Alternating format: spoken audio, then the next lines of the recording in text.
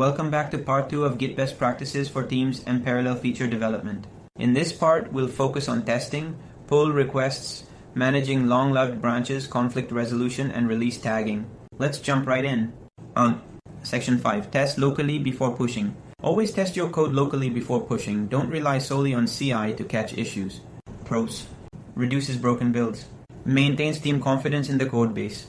Cons: slight delay if you're in a rush. May not match all CI environments. Real example: you tweak a CSS file and push without testing. The layout looks fine on your browser, but it breaks completely on Safari. If you had opened the app locally and tested it across a few browsers, this would have been caught before affecting customers. In Section 6, use pull requests for every change. Never push directly to develop or main. Use pull requests, PRs. Checklist: add a clear title. Explain the change and why it was made. Add screenshots if it's a UI change. Pros: enables code review. Allows automatic testing. Encourages collaboration and learning. Cons: review process can slow things down if delayed. Some teams need to adjust to the habit. Real example: a developer opens a PR for a new sign-up form. Another dev reviewing it notices that the form doesn't validate the email field. They leave a comment and request a change. That small catch prevents a bug that would have impacted hundreds of sign-ups. Section 7, avoid long-lived feature branches. Working on the same branch for too long leads to problems. Pros: easier merges. Encourages smaller deliverable features. Cons: requires upfront planning. Might feel fragmented for large features. Real example: you work on a major redesign for 3 weeks in a single branch. In the meantime, 12 other PRs have been merged into develop. Now your branch conflicts with multiple files. You spend hours resolving them. Instead, you could have split the redesign into smaller pieces and merged often, saving time and frustration. Section 8, handle merge conflicts early and carefully. Don't avoid merge conflicts. Resolve them quickly and responsibly. Pros: it keeps branches clean. Reduces risk of losing code.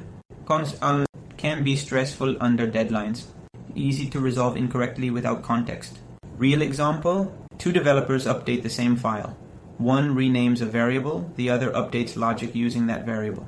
If you delay pulling, resolving that conflict becomes harder as more code changes accumulate. But if you pull daily and resolve immediately, it's just a quick fix and a test run. Section 9, use tags and automate releases. When you're ready to release, create a version tag like v1.0. Pros: clear checkpoints in your release history. CI/CD systems can automate based on tags.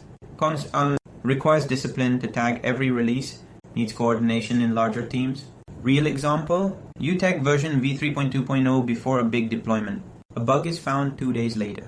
You roll back to v3.1.0 instantly using the tag and start comparing only the changes introduced in v3.2.0. Without tags, you'd be digging through commit logs and cherry-picking blindly. And that's a wrap. Let's recap what we covered in part 2. Test before pushing. Use pull requests for every feature. Keep feature branches short. And resolve merge conflicts quickly. Tag releases for traceability and automation. Apply these practices consistently, and your team will collaborate more effectively, deploy faster, and deal with fewer surprises. If you found this helpful, like and share it with your team. Thanks for watching and happy coding.